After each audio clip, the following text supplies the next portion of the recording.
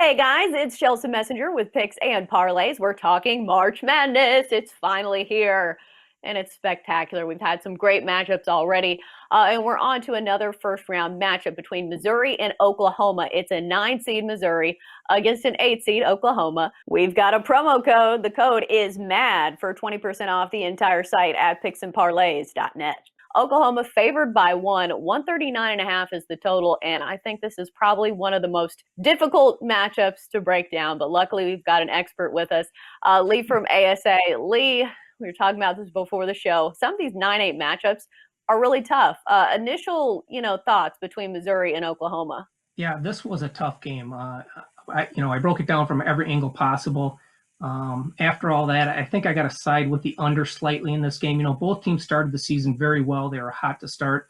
But then down the stretch here, Oklahoma's 1-5 their last six. Missouri just 3-6 their last nine. I will give the benefit of the doubt to Oklahoma down the stretch here because four of those five losses came to teams that are combined 79-31. So, even though they were losing, I think they are the better team. I think they're coming from the better conference. Both teams are similar in scoring and offensive efficiency. They average both around 75 points per game.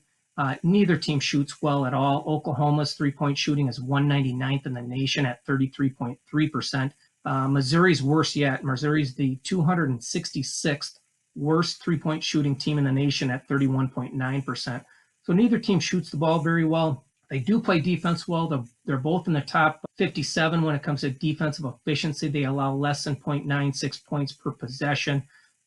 Oklahoma in pace of play is 173rd, so they're middle of the pack.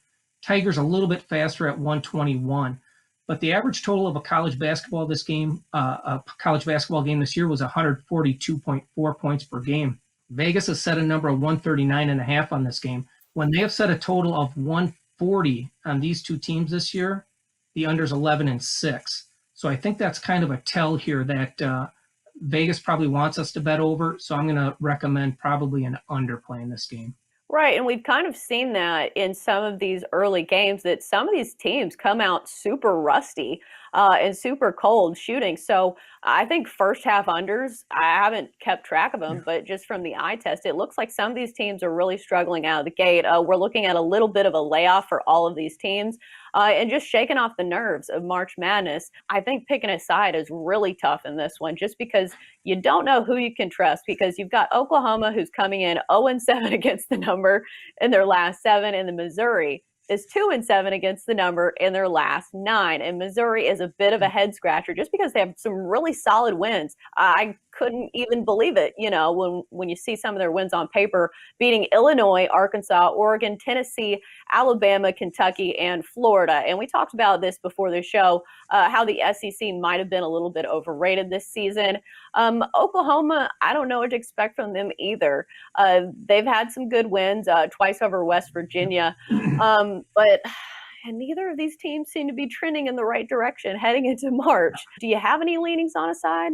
Yeah, as we talked about before the show, if I had to, I would probably take the Big 12 team just because Baylor won handily today. Texas Tech got a solid win over a good Utah State team. And the SEC really, Arkansas beat Colgate. I forget what the margin was. It was double-digit margin, but that game was close up until halftime. Florida beat an average Virginia Tech team out of the ACC, and then Tennessee just got embarrassed by Oregon State, who we did not feel was a very good team coming into the tournament, along with the other Pac-12 teams. So if I had to, I would probably lean towards taking the better conference in Oklahoma. I don't like that their second leading scorer, Harmon, is out for this game, but if I had to, that's the way I would go. Right. Well, your best play is the under, and so Yeah. that's what we'll be rooting for.